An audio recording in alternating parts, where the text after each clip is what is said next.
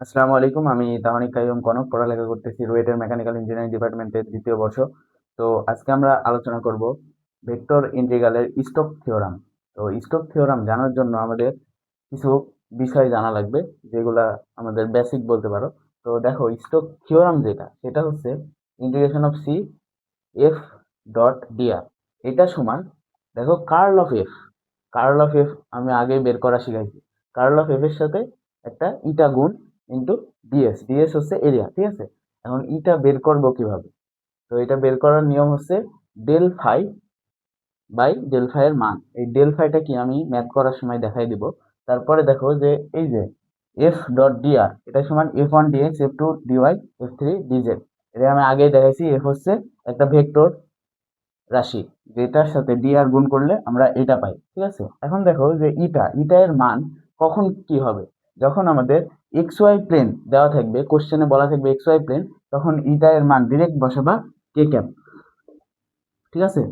আর যখন Y Z plane বলা থাকবে, তখন ডিরেক্ট বসাবা আই ক্যাপ। মানে এই যে ওয়াই জেড আছে কিন্তু এক্স নাই, এক্স এর ই কি আমরা ভেক্টর কি আমরা জানি আই ক্যাপ। যে দুইটা থাকবে সেটা ব্যতীত যেটা থাকবে সেটার ক্যাপ বসাই দিব। তাহলে দেখো, জেড এক্স আছে, এখানে আমরা কি বসাবো? জে ক্যাপ ডিরেক্ট বসাবো। যদি কোশ্চেনে এমন থাকে যে প্লেন প্লেন উল্লেখ করা থাকে, তাহলে ইটার মান জে ক্যাপ বসাই দিব ডিরেক্ট, ঠিক আছে।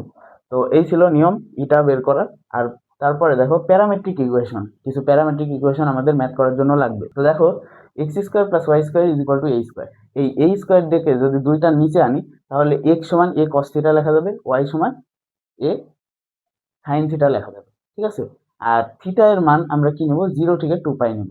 যখনই এমন কিছু আসবে, তখনই থিটা এর মান 0 থেকে 2 পাই নেব। এটা হচ্ছে মনে রাখতে হবে তোমাকে। আর আরেকটা দেখো যে x square by a square plus y square by b square is equal to 1। এটা কি? এটা হচ্ছে ইলিপসের সমীকরণ। আমরা ইলিপসের যে আদর্শ সমীকরণ করছিলাম, সেটা হচ্ছে এটা।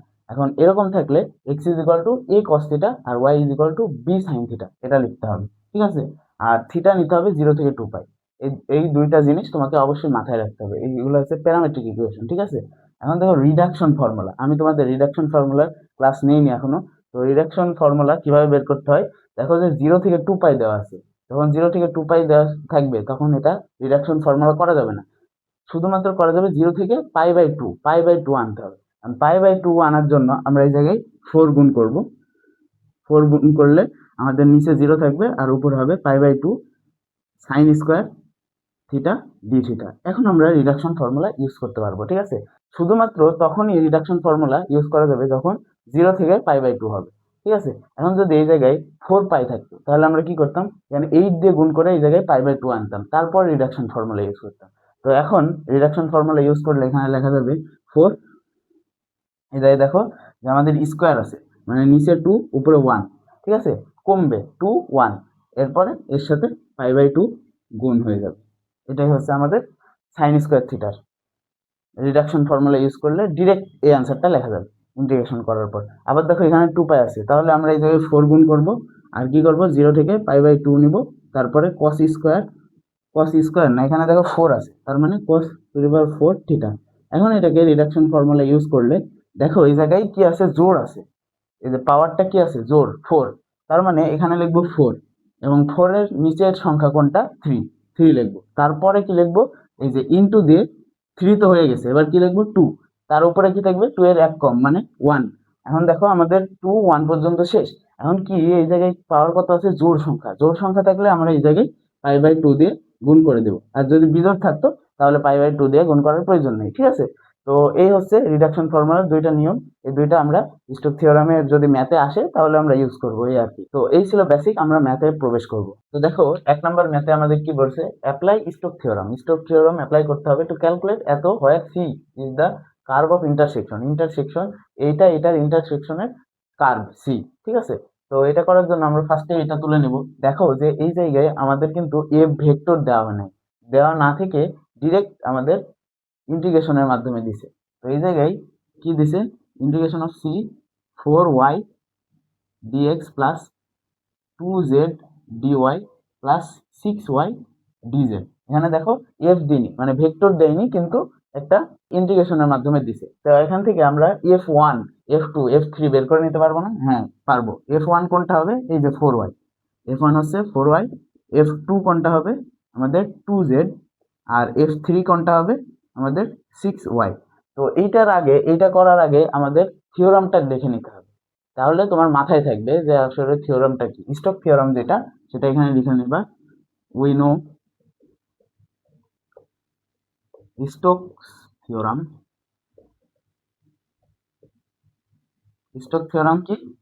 Integration of C F dot d r is equal to double integration S del of F eta d s. এখন দেখো যে আমাদের এই যে এইটা দেওয়া আছে, কিন্তু এখান থেকে f1 f2 f3 বের করে নিল। এখন আমাদের এই যে রাইট হ্যান্ড সাইডটা যদি প্রমাণ করি, তাহলে রাইট হ্যান্ড সাইডের যে মানটা হবে সেটাই তো এটার মান হবে, তাই না? তাহলে মানে এটা সলভ করতে পারবো। তো এইটার সলিউশন কোনটা? এইটা রাইট হ্যান্ড সাইডের এটা। তো রাইট হ্যান্ড সাইডের এটা সলভ করার জন্য আমাদের কি বের করতে হবে? ফার্স্টে কার্ল বের করা লাগবে এফ এর।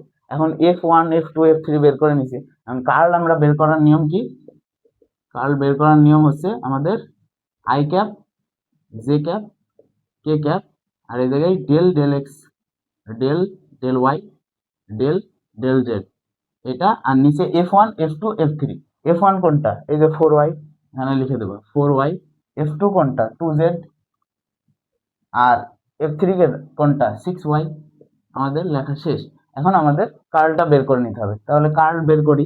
কার্ল বের করার জন্য যখন আই ক্যাপ নিব তখন আমরা কি লিখবো? এই যে এইটা হবে, আর মাইনাস এইটা হবে, মানে del del y of 6y minus del del Z of 2z। এখন যদি del del y of 6y করি, তার মানে আসছে কত? 6 minus del del Z of 2z মানে 2 মাইনাস জে ক্যাপ। এখন আমরা কোনটা নিব? এই জে বরাবর কলামটা বাদ আর এই বরাবর সারিটা বাদ, তার মানে del del x of 6y 0 minus del Z z 4y 0 plus k cap. যখন কে ক্যাপ নেব তখন এইটা আর এটা বাদ, মানে del del x of 2z কত? 0 minus del del y of 4y মানে -4। এখন এটাকে ক্যালকুলেশন করলে আমরা লিখতে পারি 4i মাইনাস 4 কে ক্যাপ। এটা হচ্ছে আমাদের কার্লের মান। এখন আমাদের কি বের করতে হবে? এই যে ইটার মান। ইটার মান কিভাবে বের করব? আমরা এই যে দেখো, ইটা বের করার সূত্র কি আমাদের? এই যে ইটা সমান del of phi by del of phi এর মান। এখন ডেল অফ ফাই, ফাই কোনটা? ফাই হচ্ছে এই যে দেখো আমাদের ইকুয়েশন দেওয়া আছে z is equal to x plus three. Z is equal to x plus three, এটাকে কি ফাই ডিরেক্ট ধরা যাবে? ধরা যাবে না। আমি কি বলছিলাম? যে সব কিছুকে লেফট হ্যান্ড সাইডে আনতে হবে। লেফট হ্যান্ড সাইডে আনার পরে রাইট হ্যান্ড সাইডে 0 করতে হবে, তারপরে লেফট হ্যান্ড সাইডের মানটা আমাদের ফাই হবে। এটাকে লেখা যায় x plus three minus Z is equal two 0। তার মানে এই যে এইটুকু হচ্ছে আমাদের ফাই, এইটুকু সমান ফাই। এখন ডেল ফাই মানে কি? ডেল ফাই মানে হচ্ছে i del del x plus j del del y plus k del del Z. এটা লেখা যায় এইটার সাথে এটা হচ্ছে ডট গুণ, মানে x plus three minus Z. এটাকে পার্শিয়াল ডেরিভেটিভ করো, এক্স এর সাপেক্ষে ওয়াই সাপেক্ষে জেড এর সাপেক্ষে। এক্স এর সাপেক্ষে পার্শিয়াল ডেরিভেটিভ করলে প্লাস আই, আর জে এর কোনো পোর্শন নাই, দেখো এই জায়গায় ওয়াই এর কোনো পোর্শন নাই, তাই জে দিয়ে গুণ করলে 0 আসবে। কিন্তু কে ডেল ডেল জেড অফ কে দিয়ে এটাকে গুণ করলে মাইনাস কে ক্যাপ আসবে। ঠিক আছে? তার মানে ডেল ফাই এর যে মানটা পেলাম সেটা হচ্ছে I cap minus k cap. এখন দেখো আমাদের নিচে কি থাকবে? এই যে এটার মান বের করবো কিভাবে?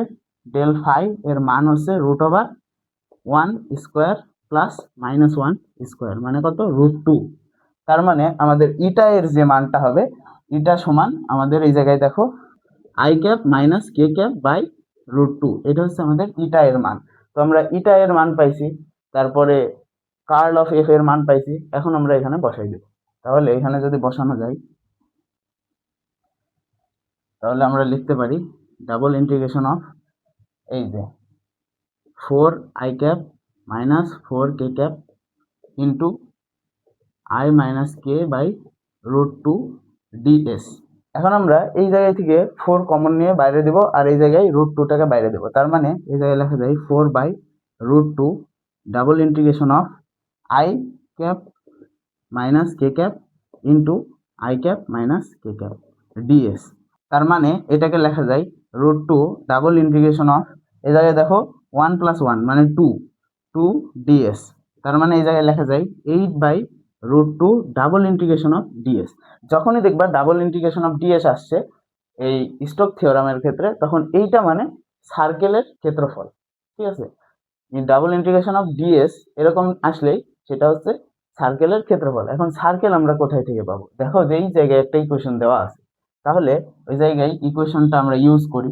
ইউজ করলে এই যে দেখো x square plus y square plus z square is equal to 6z, এটাকে যদি ইউজ করো x square plus y square plus z square -6z, এরপরে দেখো যে আমাদের এইটাকে আমরা যদি +9 দিই আবার -9 ইজ ইকুয়াল টু 0 দিই, তাহলে কিন্তু আমরা এই +9 -9 কাটা যায় 0 হয়ে যাবে, তাই আমরা এটা লিখতে পারি। এরপরে এখানে লেখা যায় x square plus y square plus z -3 whole square is equal to, এই 9টা ওই পাশে গেলে 3 স্কোয়ার লেখা যায়। এখন দেখো যে x square y square plus z square এরকম কিছু আছে, এটা সমান সামথিং আছে, তাহলে এটা কিসের সমীকরণ? এটা হচ্ছে স্ফিয়ারের সমীকরণ। তোমরা কোঅর্ডিনেট জিওমেট্রি 1-1 পড়ে থাকবে যে স্ফিয়ারের সমীকরণ এমন, ঠিক আছে।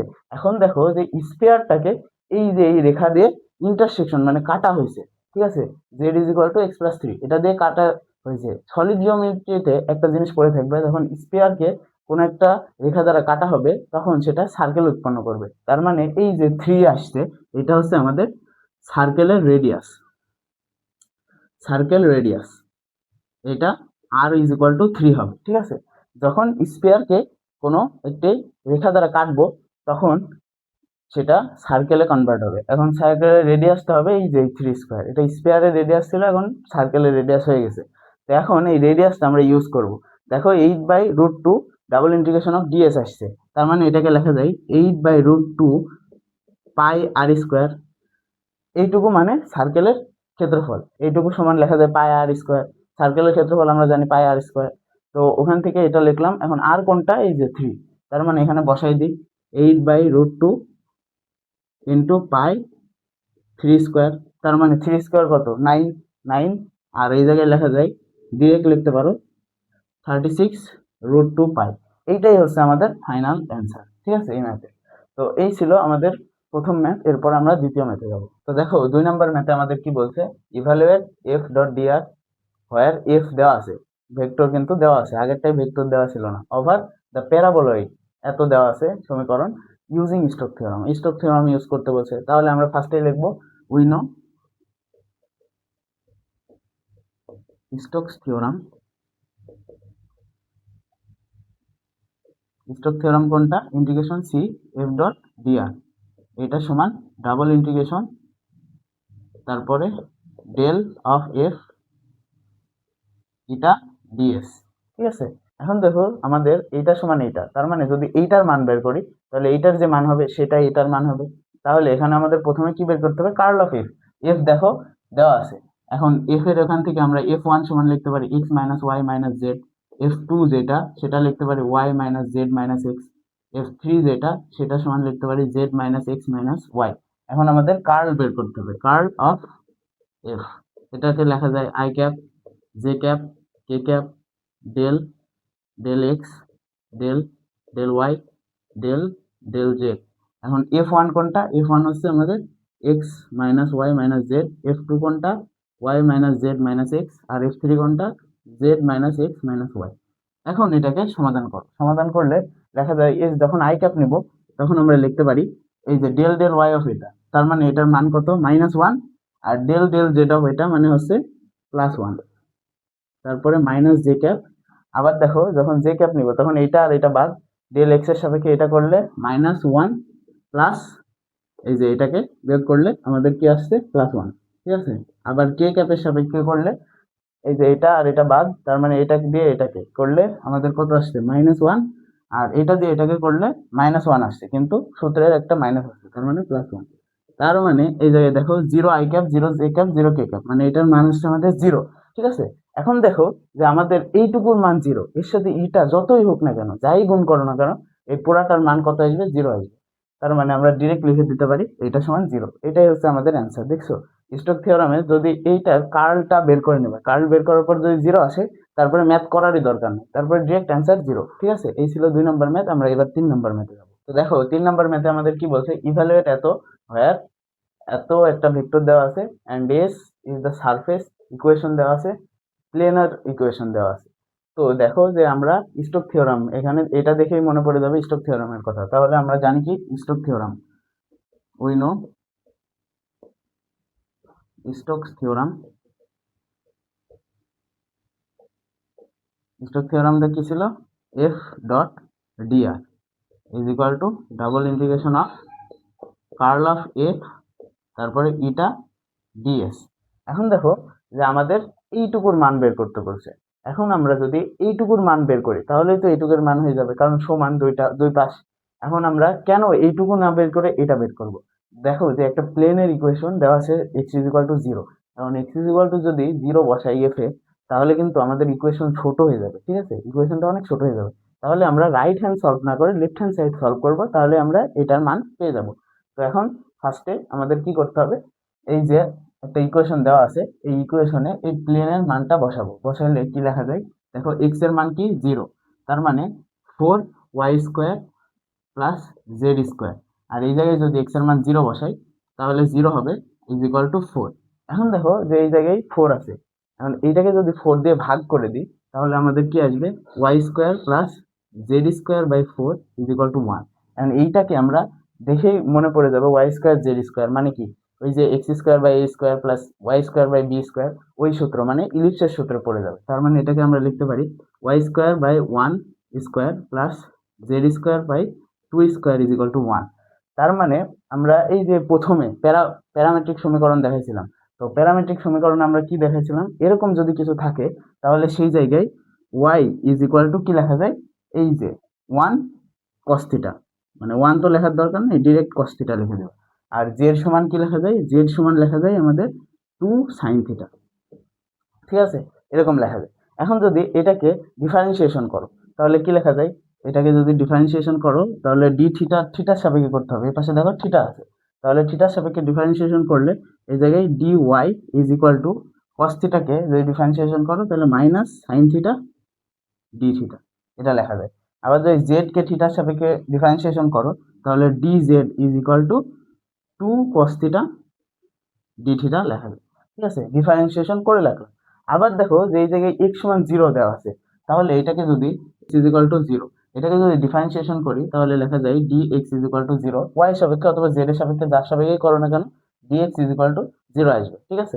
তাহলে এখন দেখো যে আমরা এটা লিখে ফেললাম, এখন আমাদের কি বের করতে হবে, যে রাইট হ্যান্ড সাইডটা প্রমাণ করতে হবে। তাহলে রাইট হ্যান্ড সাইডে এটা আছে, এটাকে আমরা কি লিখতে পারি, integration of C F dot dr, এটাকে কি লিখতে পারি, আমরা লিখতে পারি হচ্ছে f1 dx plus f2 dy plus f3 dz, এটা লেখা যায়। আমরা আগের ক্লাসেই দেখে আসছি f1 কোনটা, এই যে এটা x³ minus y³ dx plus f2 কোনটা মাইনাস xyz তারপরে dy, আর f3 কোনটা y³ dz।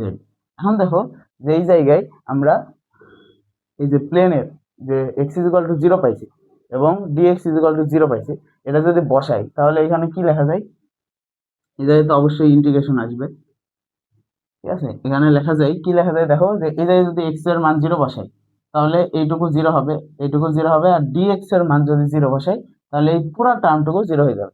আবার দেখো যে এই জায়গায় যদি x এর মান 0 বসাই তাহলে এই পুরো টার্মটুকু 0 হয়ে যাবে, মানে 0 plus 0, 0 plus 0 plus y³ dz integration of, তার মানে ইন্টিগ্রেশন অফ y³ dz লেখা যায়।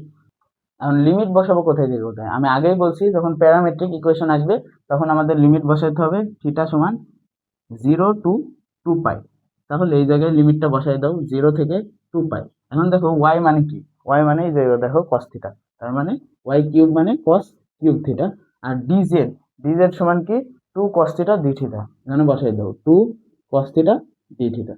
এখন তোমরা এখানে ইন্টিগ্রেশন করে মান বসাইলে শেষ। তাহলে এটাকে ইন্টিগ্রেশন করলে কি লেখা যায় 0 টু 2 পাই। এখন দেখো এই 2টাকে যদি বাইরে নাও তাহলে বাইরে নিলে এখানে থাকছে কি cos to the power 4 theta D theta. এখন দেখো যে আমাদের এই যে 2 পাই আছে, এটাকে যদি π/2 এ আনতে পারি তাহলে রিডাকশন ফর্মুলায় পড়ে যাবে। তাহলে π/2 আনার জন্য এখানে কি লিখতে পারি 8, উপরে আছে π/2, আর এই জায়গায় 0 sign cos to the power 4 theta D theta, আমাদের রিডাকশন ফর্মুলা চলে আসলো। তাহলে আমরা রিডাকশন ফর্মুলা প্রয়োগ করলে এখানে কি লিখতে পারি, এই যে 4 আছে, পাওয়ার কিন্তু 4 আছে, তার মানে নিচে 4, উপরে যাবে 3, তারপরে 2, তারপরে 1, এরপরে কি, যেহেতু জোড় তাই পাই বাই 2 দ্বারা গুণ। এখন তোমরা এটাকে দেখো যে 4 আছে, 2 আছে, এটা দিয়ে 8 কে কাটা, তার মানে 3 পাই বাই 2, এটাই হচ্ছে আমাদের ফাইনাল অ্যান্সার। তো এরই মাধ্যমে শেষ হলো ভেক্টর ক্যালকুলাসের পুরো প্লেলিস্ট। তো লাস্ট লেকচারটা ছিল আমাদের স্টোক থিওরামের উপর। তো আশা করি তোমরা স্টোক থিওরামের সবকিছু বুঝতে পারছো। আর যদি কোনো প্রবলেম দেখা দেয় তাহলে অবশ্যই আমাকে কমেন্টে জানাবা। আর আরেকটা কথা, সেটা হচ্ছে আমার প্লেলিস্ট যারা করছো তাদের কাছে একটাই চাওয়া, সাবস্ক্রাইব করার দরকার নাই, কমেন্ট অপ্রয়োজনে কমেন্ট করারও দরকার নাই, তোমার ইচ্ছা হলে করো, না করলে নাই, কিন্তু সবসময় মানুষের সাথে ভালো ব্যবহার করবে, ঠিক আছে? পড়াচ্ছি এটার কারণই মূলত তোমাদের এই শিক্ষাটা দেওয়া, যাতে তোমরা সবসময় ভালো থাকো। মানে মানুষ কি ভাবলো, মানুষ কি করলো, কে কি বললো, এইগুলা যেন না ভেবে তুমি নিজের মতো করে এগিয়ে যাও, ঠিক আছে? ধরো তুমি মানুষের সহযোগিতা করছো, ঠিক আছে, অনেক সহযোগিতা করছো, কিন্তু একটা ভুলের কারণে মানুষ কিন্তু তোমাকে ওই ভুলটার জন্যই সারা জীবন দোষারোপ করে যাবে, ঠিক আছে? মানুষের স্বভাব এমনই। তো মানুষ কি বললো এই দিকে কান দিও না, তোমার মন যা চায় তাই করো। এটা কেন বলছি, দেখো যে মানুষের মন, তোমার আমার সবার মনই খারাপ কাজ করতে গেলে একবার সিগন্যাল দিবেই যে না, এটা খারাপ কাজ।